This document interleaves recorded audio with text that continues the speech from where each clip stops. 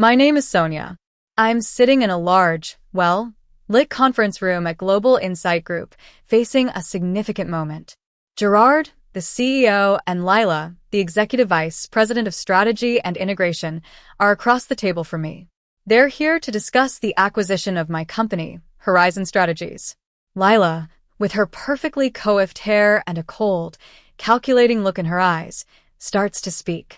We envision Horizon Strategies becoming our innovation hub. Your methodologies will be scaled across our global operations, and your core team will lead knowledge transfer to our existing departments.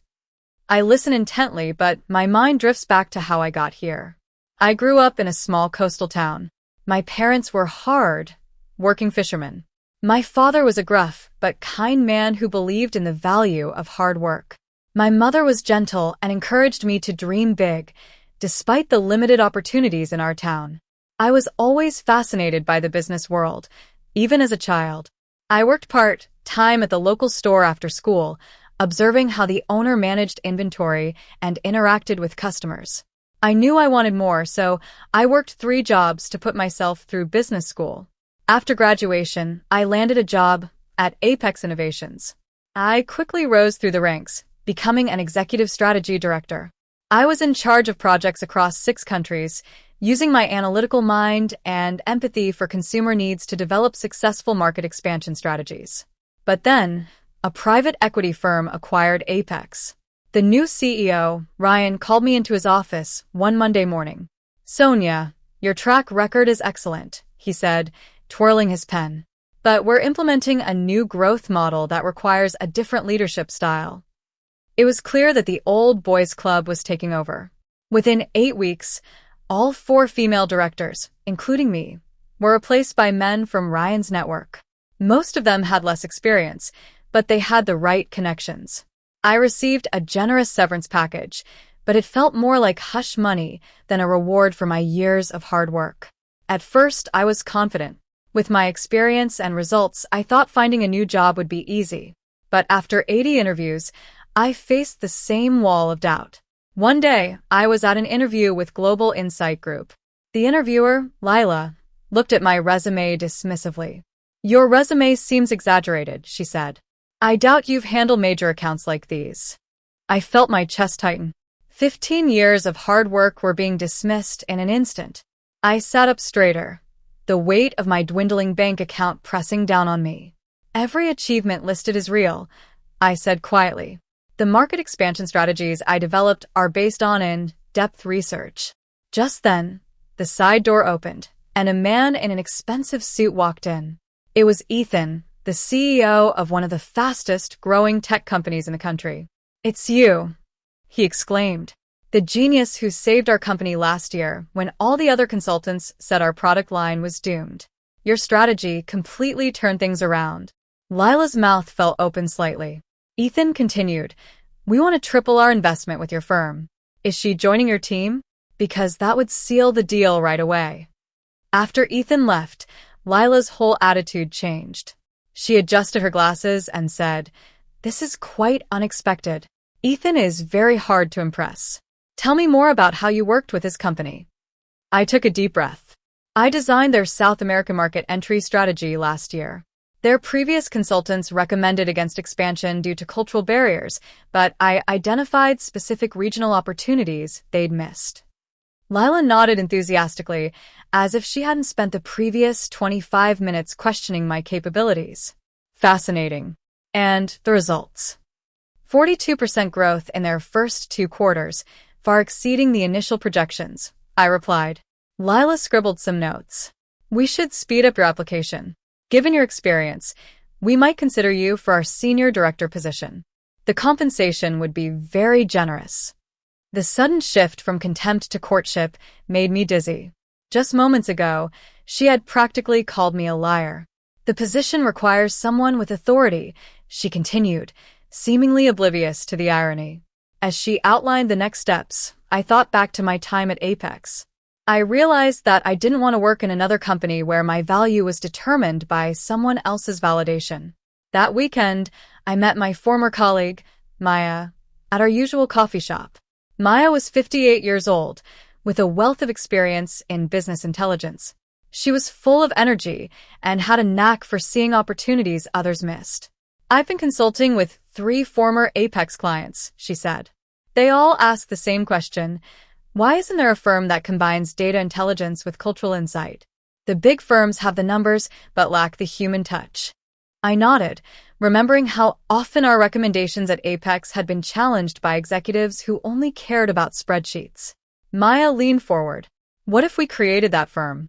You, me, and maybe bring in Jake for his digital expertise." Jake had been our digital transformation lead at Apex, another victim of the acquisition. I was hesitant at first, but then I pulled out the offer letter from Global Insight Group and slid it across the table. Maya scanned it and whistled. "Impressive, but your face tells me you're not happy."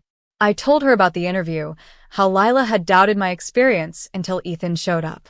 "If I take this job, I'll be in another place where my worth is judged by others," I said. Maya handed back the letter. "So, what's your alternative?" For the first time in months, I felt a surge of energy. "Maybe you just suggested it." Over the next few hours, we sketched the outline of Horizon Strategies. Our vision was to be a consultancy specializing in markets that big firms considered challenging, using a non-Western-centric approach that took into account cultural nuances. By Monday, I sent a respectful decline to Global Insight Group. Lila's response came quickly. "This is disappointing. Maybe we can increase the compensation package. Ethan specifically asked about you this morning." I replied that my decision wasn't about money and thanked her for her time. Closing my laptop, I felt a sense of liberation. The first 6 months of building Horizon Strategies were incredibly challenging, but also rewarding. Maya, Jake, and I used our severance packages as startup capital. We worked from Maya's converted attic, using our industry connections to secure initial meetings. Our first big break came when a mid-level manager at a consumer electronics company, Mark, reached out to us. His team had been pushing for Southeast Asian expansion, but their consultants said the markets weren't ready. "I remembered how you approached similar challenges," he said. "Would you consider providing an alternative assessment?" The project budget was small, but the opportunity was perfect. We spent 4 weeks developing a comprehensive analysis that identified specific entry points overlooked by traditional metrics. When we presented our findings, the room's energy changed from skepticism to excitement. 2 vice presidents who weren't originally scheduled to attend showed up midway through the presentation. "This is exactly what we've been looking for," one of them said. That single project led to 4 referrals, each larger than the last. By the 4th month, we had hired 3 analysts and moved into a small office space. Then came the industry conference that changed everything. The annual Global Market Summit was the most important event in our industry. Normally, a startup like Horizon Strategies wouldn't have gotten much attention, but Jake had previously chaired the technology panel and used his connection to get us a small presentation slot on the secondary stage. Our topic was hidden markets, discovering overlooked growth opportunities. We presented case studies showing how traditional assessment models systematically undervalued certain regions and demographics. What we didn't know was that Ethan would be in the audience. When the Q&A session began, Ethan stood up. "Your methodology challenges everything the major firms have been telling my board. How confident are you in these projections?" I recognized him immediately and maintained my composure. "Our models have consistently outperformed traditional projections by 25% to 45% in these markets. We have the data to back up every claim we've made today." Ethan smiled. "Your strategy transformed our business last year. I'm curious why you're not with Global Insight Group now. I specifically recommended you to them." The room went quiet. Global Insight Group was one of the conference's major sponsors, and their CEO was scheduled to give the keynote the next day. I replied diplomatically, "I decided to pursue a different opportunity." Ethan nodded. "Well, their loss is significant. My team would like to hear more about your current work. Are you taking new clients?" "Selectively," I answered. After our session, there was a lot of buzz. Attendees who had skipped our presentation asked for private meetings. Industry reporters who had been focused on the big firms suddenly wanted our perspective. That evening at the networking reception, I was talking to a potential client when I noticed Lila watching me from across the room. Beside her stood Gerard, the CEO of Global Insight Group, looking tense as Ethan approached me purposefully. Ethan called out, "Sonia, I've spoken with our board. We want to transfer our entire Apex strategy work to Horizon Strategies." Lila's face went pale. I said, "That's a large portfolio." Ethan replied, "It's worth every penny based on your previous results. We've been unhappy with our current consultant's limited vision." I felt Lila's stare intensify as she whispered urgently to Gerard. "We'd be honored to discuss the opportunity," I said professionally. Ethan added, "Fair warning. I've already mentioned your firm to several of my colleagues. Expect some calls."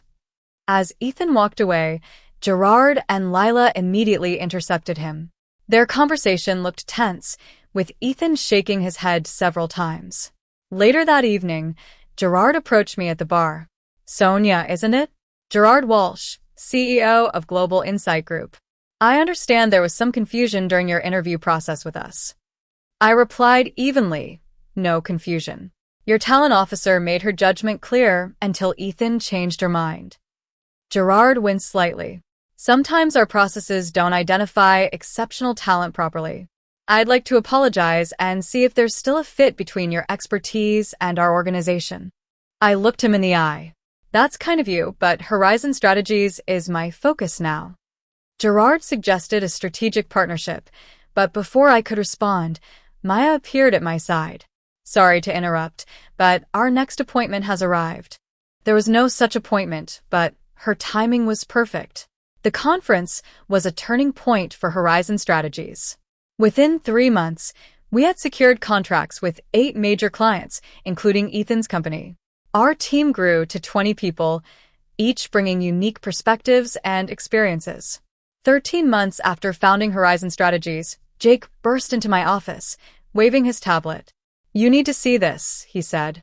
The industry newsletter headline read, "Global Insight Group launches new division, Emerging Markets."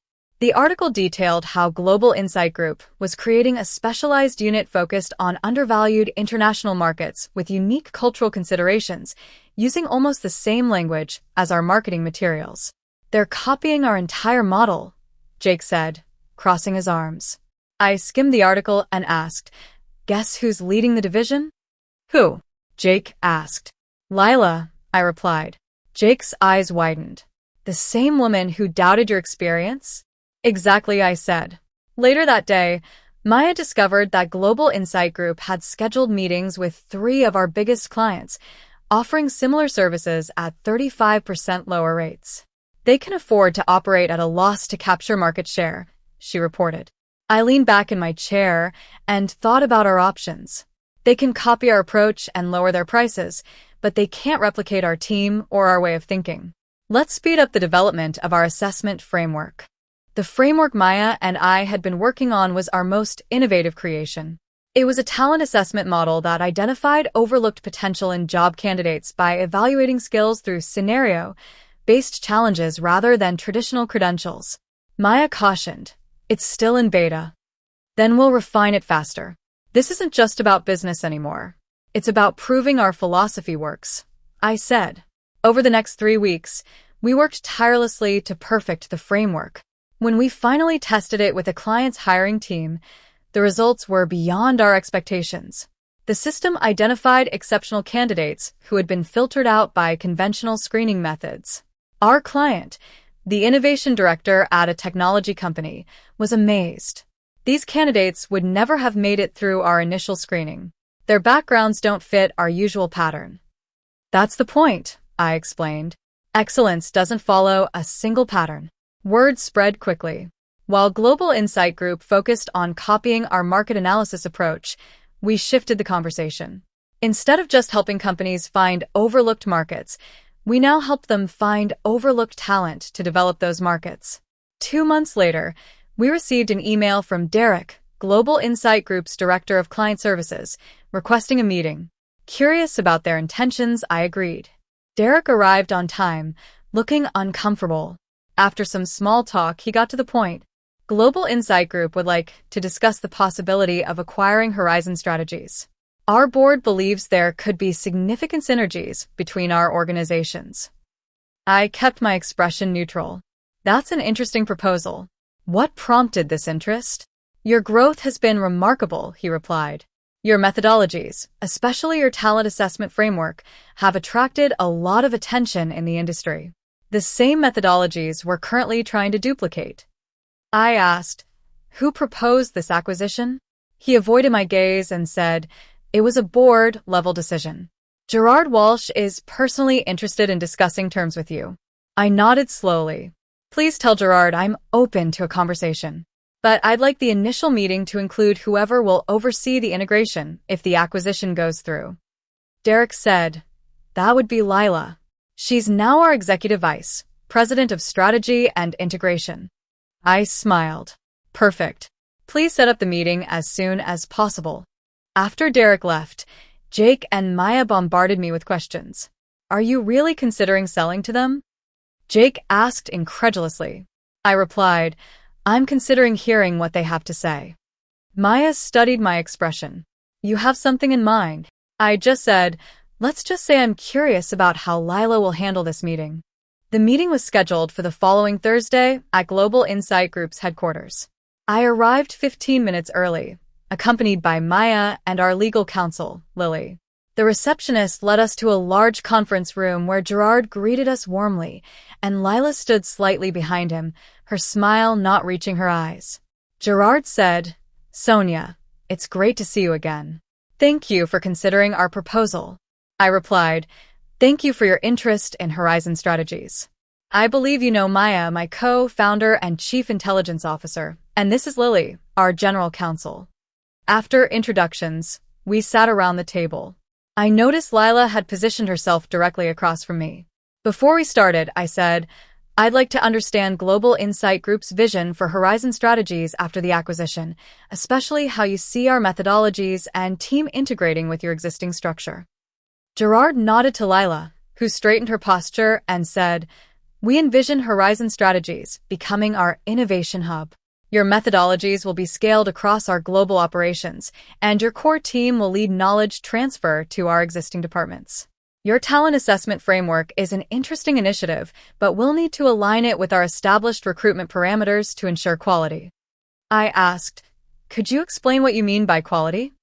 She smiled tightly. Global Insight Group has built its reputation on a certain level of professionalism. While we appreciate new perspectives, we must maintain the standards our clients expect. I said, interesting. And who will oversee this alignment process? My division will handle the integration, Lila replied. We'll work closely with your team during the transition, but ultimately, all hiring decisions will follow our established protocols. Gerard added, we're prepared to make a very generous offer. Your team will receive significant retention bonuses, and you'll have a senior leadership position. I asked, reporting to? Gerard said, Lila will be your direct supervisor as the EVP of Strategy and Integration. She oversees all specialized divisions. I nodded thoughtfully. Thank you for the clarification. Before we discuss the numbers, I'd like to show you something. I opened my laptop and turned it towards them. This is a time-lapse visualization of market performance for clients who've implemented our recommendations over the past 20 months compared to industry averages. The animation showed significant outperformance across multiple sectors and regions. Gerard and Lila leaned forward, clearly surprised. These results aren't just a little better, I continued. They represent fundamental changes in how these companies approach market development. Gerard murmured, impressive. I switched to a different visualization. This shows the demographic and experiential diversity of the teams that achieve these results compared to industry norms. The contrast is striking. Our success is because of our different approach to talent, not in spite of it. We don't make everyone fit the same mold. We find people whose unique perspectives uncover opportunities others miss. Lila's expression tightened. While diversity initiatives are important, Global Insight Group has specific standards to ensure client confidence. I asked quietly, are those the same standards that made you doubt my experience during our interview? The room went silent. Gerard glanced at Lila with raised eyebrows. Lila said carefully, "I think there was a misunderstanding." I replied, "There's no misunderstanding. You decided I was unqualified until a client validated me. And now you want to apply the same flawed judgments to my entire team." Gerard cleared his throat. "Maybe we should focus on the financial aspects of the acquisition." I said, "Actually, I have a counter-proposal." I opened a folder and slid the documents across the table. Gerard scanned the first page, his eyebrows rising. "This is unconventional." I replied, "So is our company." Lila frowned as she read. "This states that Horizon Strategies will operate as an independent division with complete autonomy over hiring and methodology." I said, "Correct." Gerard continued, "And this section requires the creation of a new department dedicated to inclusive hiring practices with the authority to review and override standard recruitment processes." I replied, "Also correct." Lila's voice turned cold.